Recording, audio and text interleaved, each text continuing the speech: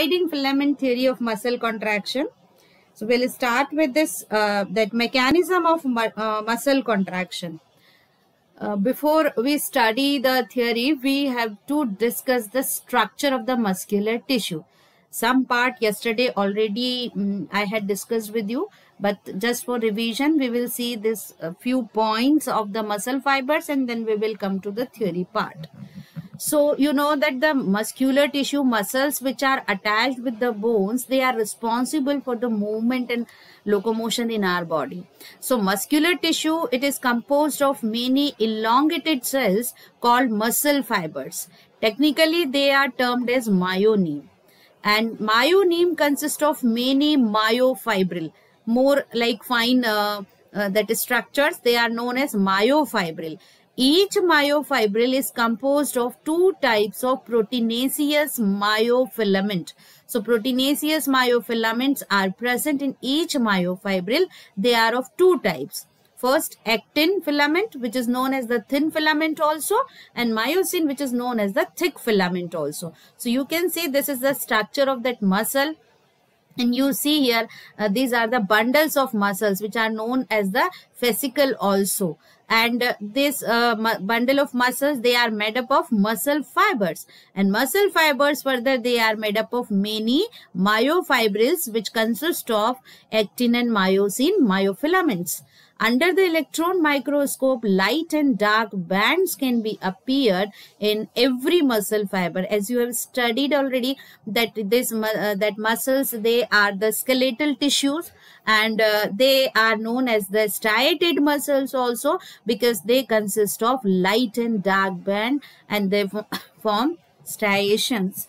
So we will see the structure of actin and myosin, which is most important for the study here.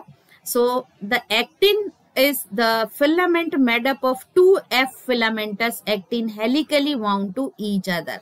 So actin, this is the structure of actin filament. You can see here, this is made up of two filamentous actin. So these are the filamentous actin which are helically wound to each other. जैसे हम DNA के अंदर पढ़ते हैं ना कि helically wound structure होता है, तो ये जो दोनों filaments होते हैं actin के, ये helically wound होते हैं. और each F actin is a polymer of monomeric G actins, मतलब ये globular protein के बने हुए हैं. ये जो दोनों strands हैं जो कि helically wound है, globular actins हैं. And the two filaments of another protein, that is tropomyosin, also run close to the F actin throughout its length. अब इसके अलावा दो और filaments होते हैं जिनको हम कहते हैं ट्रोपोमाइसिन. तो ये ट्रोपोमाइसिन प्रोटीन के बने हुए फिलामेंट्स है. यू कैन सी कि ये रोप लाइक जो दिख रहे हैं यहाँ पर प्रोटीन जो मॉलिक्यूल्स हैं, ये है tropomyosin. And a complex protein troponin is also present at regular intervals on tropomyosin.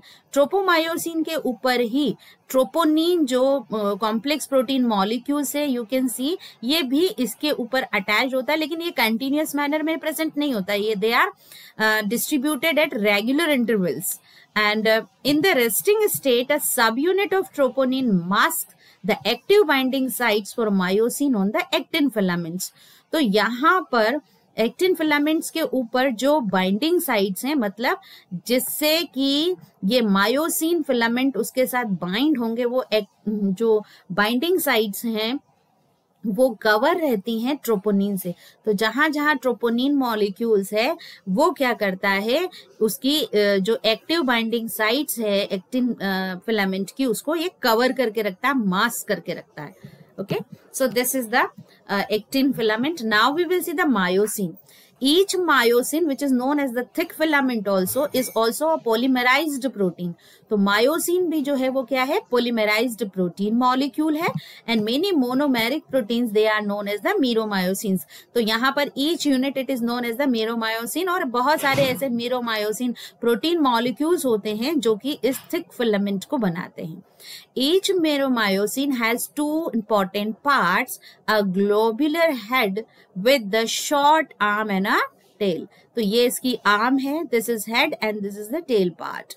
So The former being called the heavy meromyosin, मतलब जो हेड के साथ जो आर्म वाला पोर्शन है उसको हम कहते हैं heavy meromyosin, and the remaining the tail part it is known as the light meromyosin. HMM and LMM are the short forms. अब HMM के कंपोनेंट्स क्या है? जो हेवी मेरोमायोसिन के कंपोनेंट्स है the head and the short arm. ये है head and this is the short arm. They project outward at a regular distance and angle from which other from the surface of a polymerized myosin filament, and this is known as the cross arm also. तो यहाँ पर head के साथ ही ये short arm जो है वो present होती है और ये जो है आउटवर्ड प्रोजेक्टेड होती है at regular distance. Regular distance पर बाहर की तरफ निकली हुई होती है and angle from which other from the surface of a polymerised myosin filament, and this is known as the cross arm also. Globular head जो होता है this is an active ATPase enzyme and has binding sites for ATP and active sites for actin. तो myosin filaments के ऊपर भी active sites होती हैं, जैसे हमने यहाँ पर एक्टिन जो फिलामेंट है उसके ऊपर भी हमने एक्टिव साइट्स जो है शो की थी. तो मायोसिन के हेड रीजन में भी जो है एक्टिव साइट्स होती हैं. वो जो एक्टिव साइट्स होती हैं they are actin binding sites, मतलब ये एक्टिन के साथ ये मायोसिन जो है ये बाइंड होता है उन प्लेसेस पर. इसके अलावा इसके अंदर जो है एटीपी बाइंडिंग साइट्स भी होती हैं. ये ATP binding sites actually ATP molecule को बाइंड करती हैं और जो कि फॉस्फेट को रिलीज करके एनर्जी जो है वो रिलीज करता है. और इस जो प्रोसेस है इसके अंदर ये एक्टिन और मायोसिन फिलामेंट्स का बाइंडिंग का उसके लिए एनर्जी प्रोवाइड करते. तो मसल कॉन्ट्रैक्शन के अंदर जो है एनर्जी का यूज होता है, एक्टिव प्रोसेस है ये. और यहीं पर जो है ये जो प्रोसेस होती है it is taking place in the presence of enzyme which is known as the ATPase enzyme, that is adenosine triphosphatase enzyme. So you understood actin and myosin. Now mechanism of muscle contraction. Mechanism of muscle contraction is explained by the sliding filament theory, which states that contraction of a muscle fiber takes place by the sliding of thin filament over the thick filament. So students, ये जो mechanism है ये sliding mechanism है. अब sliding का क्या मतलब हुआ कि जो थिन फिलामेंट्स हैं वो थिक फिलामेंट्स के ऊपर स्लाइड होते हैं, इसलिए इसको जो है स्लाइडिंग फिलामेंट थ्योरी जो है वो नेमिंग दिया गया है. According to this theory, during muscle contraction, actin filaments slide inward on the myosin filaments of A band with the help of cross bridges to reduce the length of the sarcomere. तो यहाँ पर muscles का जो हम structure पढ़ते हैं, तो membrane है, Sarco that plasma fluid is there, that is that membrane is there, sarcomere fluid is there which is the sarcoplasma. तो ये सारे उसके स्ट्रक्चर हैं. अब इसके अंदर जो है मसल कॉन्ट्रैक्शन में क्या होता है, जो एक्टिन फिलामेंट्स होते हैं वो अंदर की तरफ स्लाइड होते हैं मायोसिन फिलामेंट के ऊपर, और मायोसिन फिलामेंट में भी कहाँ, उसके ए बैंड वाले एरिया में. So on the myosin filament of A band, और यहाँ पर फॉर्मेशन होता है जो है क्रॉस ब्रिजेस का. तो क्रॉस ब्रिजेस की हेल्प से जो एक्टिन फिलामेंट्स हैं वो स्लाइड होते हैं मायोसिन फिलामेंट पर. और ये जो थ्योरी थी it was proposed by two groups of workers, Huxley and their Huxley as well as the Jean Hanson in 1954. and the contraction of muscle fibers occurs when this thin filament मतलब actin filament slides over the thick filament, that is the myosin filament. So let we see what are the changes taking place during this process. तो ये जो contraction होता है muscles का, it is initiated by the signal sent by central nervous system via a motor neuron. तो muscle का जो contraction है वो nervous system के अंदर जो है उसके थ्रू कंट्रोल होता है. तो सबसे पहले सिग्नल आएगा सेंट्रल नर्वस सिस्टम से through motor neuron, and the nerve impulse given by the CNS, it travels through the motor neuron and impulse reaches the axon terminal of neuromuscular junction. तो neuromuscular जहाँ पे कि nerve supply कर रही है muscles को, उस जंक्शन पर जाकर के इम्पल्स रिसीव होगा by the axon terminal, and vesicles containing neurotransmitters fuses with the axon membrane, and after fusion with the axon membrane they release the neurotransmitter that is the acetylcholine. तो you have studied about all this already कि acetylcholine जो है वो secrete होता है and it generates the action potential in the sarcolemma. sarcolemma क्या हो गई, जो membrane है muscle cells की, वहां पर जो है action potential generate होता है. So this is the role of nervous system during the muscle contraction. अब ये जो एक्शन पोटेंशियल जनरेट हुआ है ये स्प्रेड होता है सार्कोलेमा से टी ट्यूब्यूल्स तक, and the impulse there stimulates the sarcoplasmic reticulum to release calcium ion. तो यहाँ पर सबसे इम्पोर्टेंट जो रोल है वो है कैल्शियम आयन का. तो हमको ये समझना है कि कैल्शियम आयन कब रिलीज होते हैं. तो जब ये एक्शन पोटेंशियल जो है वो जनरेट होता है, ये पहुंचता है मेम्ब्रेन के अंदर, जो मसल की मेम्ब्रेन है सार्कोलेमा, और यहां से ये पहुंचता है सार्कोप्लाज्मिक रेटिकुलम, जिसको हम कहते हैं एंडोप्लाज्मिक रेटिकुलम के अंदर. और एंडोप्लाज्मिक रेटिकुलम से कैल्शियम आयन रिलीज होते हैं कहाँ पर, उसके साइटोप्लाज्म में, जिसको हम कहते हैं सार्कोप्लाज्म में. ठीक है, तो यहाँ पर जो है कैल्शियम आयन का रिलीज होता है. तो अब जब आप यहाँ देखोगे कि ये रिलैक्स्ड मसल का स्ट्रक्चर है, and this is the that actin filament, and you can see these are the troponin protein molecules and this is the tropomyosin that protein molecule. अब यहाँ पर जो मायोसिन बाइंडिंग साइट्स हैं वो hidden है, ठीक है, ट्रोपोनिन से कवर्ड रहती हैं, और ये है मायोसिन फिलामेंट. तो मायोसिन फिलामेंट में यहाँ एक्टिन बाइंडिंग साइट्स हैं, और ये जो है एनर्जाइज्ड जो क्रॉस ब्रिज है, it can not bind to actin, क्योंकि यहाँ पर जो है कैल्शियम जो है वो कम है, लो साइटोसोलिक कैल्शियम, मतलब यहाँ पर कैल्शियम कम है, और इस केस में जो मसल है वो रिलैक्स्ड है. तो जैसे अभी मैंने आपको बताया कि जैसे ही नर्व इम्पल्स जनरेट होगी, मेम्ब्रेन में पहुंचेगी, एंडोप्लाज्मिक रेटिकुलम या सार्कोप्लाज्मिक रेटिकुलम जो है वो कैल्शियम रिलीज करेगा. अब इस कैल्शियम का रोल स्टार्ट होता है कि ये जो कैल्शियम है it binds to troponin causing tropomyosin to move away from myosin binding site. तो यहाँ पर ये जितना भी हमने यहाँ पर स्टडी किया कि कैल्शियम जो रिलीज हो रहा है उसका रोल क्या है. तो जब मसल फाइबर कॉन्ट्रैक्ट नहीं होता है तो जो कंसंट्रेशन होती है कैल्शियम आयंस की सार्कोप्लाज्म में वो लो होती है. This is because the sarcoplasmic reticulum membrane contains calcium active transport pump that move calcium from the sarcoplasm into the SR. SR means sarcoplasmic reticulum. And calcium ions they are stored inside the that sarcoplasmic reticulum. As a muscles action potential, जैसे मैंने अभी आपको बताया कि वो generate होता है तब कैल्शियम आयन जो है वो रिलीज होते हैं, और कैल्शियम आयन जो है वो जब रिलीज होते हैं then they flood into sarcoplasm around the thick and thin filament. तो ये जो थिक और थिन फिलामेंट है इसके आसपास जो है वो कैल्शियम आयंस दे सराउंड देम, और कैल्शियम आयन रिलीज होकर के सार्कोप्लाज्मिक रेटिकुलम से रिलीज होकर के ट्रोपोनिन के साथ बाइंड होते हैं. ये ट्रोपोनिन है, so calcium ions binds to the troponin causing tropomyosin to move away from the myosin binding sites and causing it to change the shape. तो यहाँ पर इसका शेप चेंज होगा. This shape change move the troponin tropomyosin complex away from the myosin binding sites on actin. तो ये जब troponin bind हुआ calcium के साथ और यहाँ पर ये कॉम्प्लेक्स बनाता है ट्रोपोनिन ट्रोपोमायोसिन कॉम्प्लेक्स, और ये मायोसिन बाइंडिंग साइट जो प्रेजेंट होती है एक्टिन फिलामेंट पर वहां से ये रिमूव हो जाता है, मतलब उसको ओपन कर देता है. जो मायोसिन बाइंडिंग साइट्स है ना ये एक्सपोज हो जाती हैं, ये ट्रोपोनिन और ट्रोपोमायोसिन दोनों यहाँ से हट जाते हैं इन बाइंडिंग साइट से. तो साइट्स जो है बाइंडिंग साइट्स एक्सपोज हो जाती हैं. अब जब ये बाइंडिंग साइट्स एक्सपोज होती हैं तो जो ग्लोबुलर हेड है मायोसिन का, it acts as an ATPase and hydrolyses ATP enzyme and ATP molecule, and energy derived from the hydrolysis of ATP is used by myosin to bind the active site on actin filament to form a cross bridge.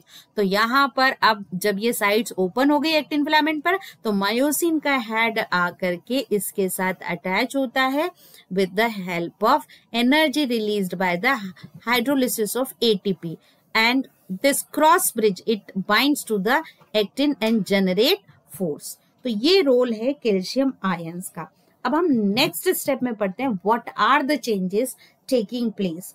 सो जैसे ही ये जो है binding होती है myosin के head की actin पर, you can see myosin head splits ATP and become reoriented and energised. यहाँ पर ये मायोसिन का हेड है, ठीक है, कैल्शियम आयन रिलीज होंगे एंड यहाँ पर एनर्जी भी रिलीज होगी।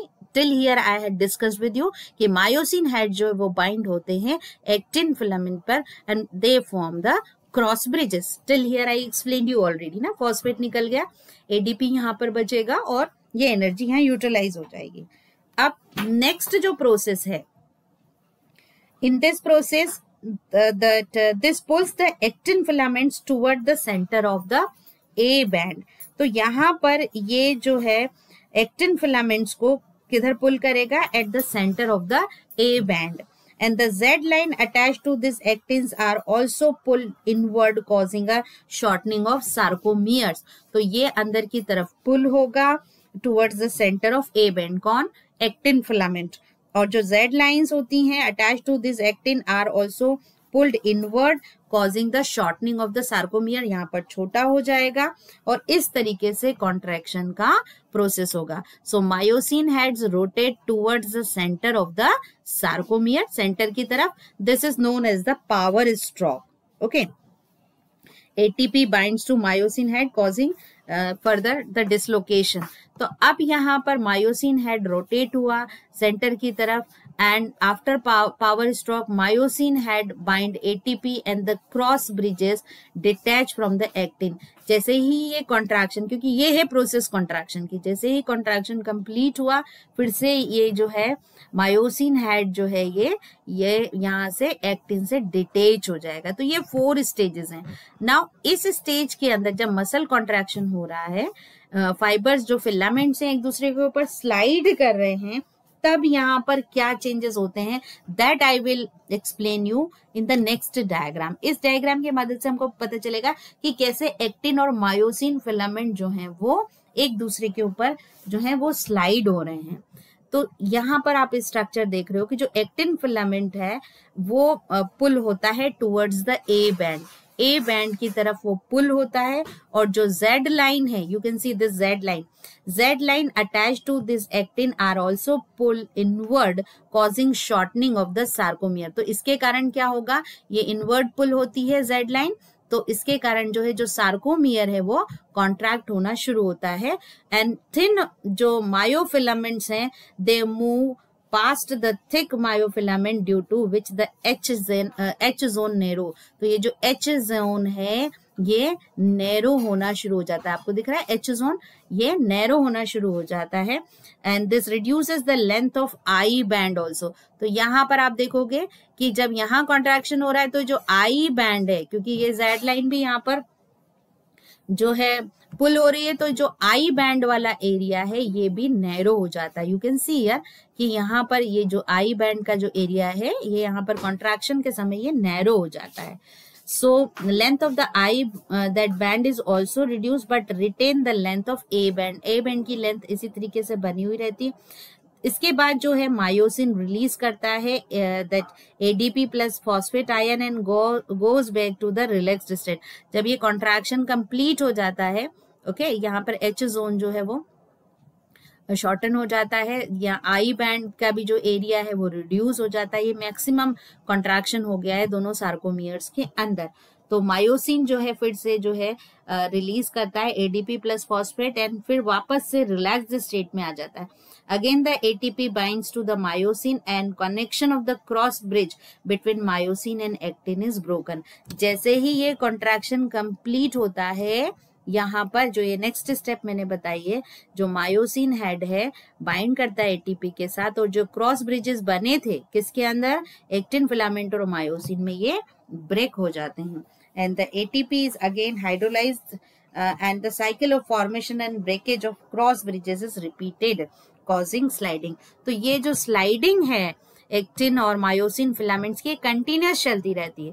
यहाँ पर फिर से जो है मायोसिन हेड स्प्लिट करेगा एटीपी एंड बिकम और रीओरिएंटेड एनर्जाइज्ड होगा और फिर से वापस से यहाँ पर जो है ये एक्टिन बाइंडिंग साइट जो है वो एक्सपोज होंगी और मायोसिन का जो हेड है वो यहाँ पर इसके साथ अटैच होगा, क्रॉस ब्रिज का फॉर्मेशन होगा और ये जो मायोसिन का हेड है वो रोटेट होगा towards the centre of sarcomere जिसको कि हम पावर स्ट्रोक कहते हैं. तो इस तरीके से ये जो कंटिन्यूस स्लाइडिंग जो है वो चलती रहती है and the process continues till the calcium ion is pumped back into the sarcoplasmic reticulum. तो ये प्रोसेस कंटिन्यूस चलता रहता है जब तक कि कैल्शियम आयन जो है वो पंप कर दिए जाते हैं सार्कोप्लाज्म के अंदर. So this is the process of sliding filament theory. एक बार और हम इसको जो है थोड़ा रिवाइज कर लेते हैं जो सारी स्टेप्स है, then you can understand them in a proper way. क्या क्या होगा, यहाँ पर सेंट्रल नर्वस सिस्टम है. एज आई सेड यू कि यहाँ से वाया मोटर न्यूरॉन जो है इम्पल्स जनरेट होगी. रिलीज ऑफ न्यूरोट्रांसमीटर, यहाँ पर एक्सोन जब इम्पल्स को रिसीव करेंगे तब एसिटाइल कोलिन रिलीज होगा और यहाँ पर ये एसिटाइल कोलिन जो है फर्दर इम्पल्स को मूव ऑन करेगा मसल फाइबर के अंदर जो न्यूरॉन्स है उनमें, और मसल फाइबर्स जैसे ही इस इम्पल्स को एक्शन पोटेंशियल को रिसीव करती हैं तो ये जो है it reaches to the sarcolemma. Okay, muscle fibre तक जाएगा ये ना इम्पल्स और जनरेशन ऑफ एक्शन, ये एक्शन पोटेंशियल को जनरेट करेगा सार्कोलेमा में. जैसे ही पहुंचेगा तो सार्कोप्लाज्मिक रेटिकुलम जो है वो कैल्शियम को रिलीज करेगा सार्कोप्लाज्म के अंदर. Calcium binding with the sub unit of that troponin on actin filament, ये कैल्शियम बाइंड करेगा ट्रोपोनिन के साथ. Unmasking of acting site of active sites of myosin, myosin की एक्टिव साइट्स को unmask करेगा. Then myosin head binds to the exposed active sites on the actin to form cross bridges. Cross bridge का formation होगा in between the myosin head and the active sites on actin by utilizing ATP. Z line जो है वो it will be pulled inward और sarcomere यहाँ पर छोटा होगा, that becomes shortened. Actin filament pulled towards the center of the band and myosin releases ATP plus PI goes back to the relaxed state. मतलब यहाँ पर ये जो क्रॉस ब्रिज है वो ब्रेक हो जाएगा and calcium ions are pumped back in the sarcoplasmic cisternae. क्योंकि प्रोसेस जो है वो वापस से रिपीट होगी. यहाँ पर स्लाइडिंग के बाद फिर से प्रोसेस रिपीट होगी. Calcium ions pumped back in sarcoplasmic cisternae, मतलब सार्कोप्लाज्मिक रेटिकुलम में चले जाएंगे. जेड लाइन वापस से अपने जो है प्रीवियस फॉर्म में आएगी, return back to the relaxed state and again जो है ये स्लाइडिंग का मैकेनिज्म होगा. So kindly note down all these points in your notebook in order to understand this process of that muscle contraction with the help of that sliding filament theory. So here diagrams are most important for you. Okay, now we will come to the disorders of muscular and skeletal system which are in your syllabus. So here some disorders like myasthenia gravis. Myasthenia gravis is an autoimmune disorder affecting neuromuscular junction leading to fatigue, weakening and paralysis of skeletal muscles. तो यहाँ पर जो है ये neuromuscular junction पर affect करता है, immune auto immune disorder है और इसके कारण जो है टायर्डनेस आती है मसल्स के अंदर. यहाँ पर न्यूरोमस्कुलर जंक्शन पॉइंट पर वीकनिंग होती है एंड पैरालिसिस हो जाता है स्केलेटल मसल्स के अंदर. देन मस्कुलर डिस्ट्रॉफी है, progressive degeneration of skeletal muscles mostly due to genetic disorder. तो जेनेटिक डिसऑर्डर के कारण स्केलेटल मसल्स धीरे धीरे डीजेनरेट होने लग जाते हैं, मतलब डिस्ट्रॉय होने लगते हैं.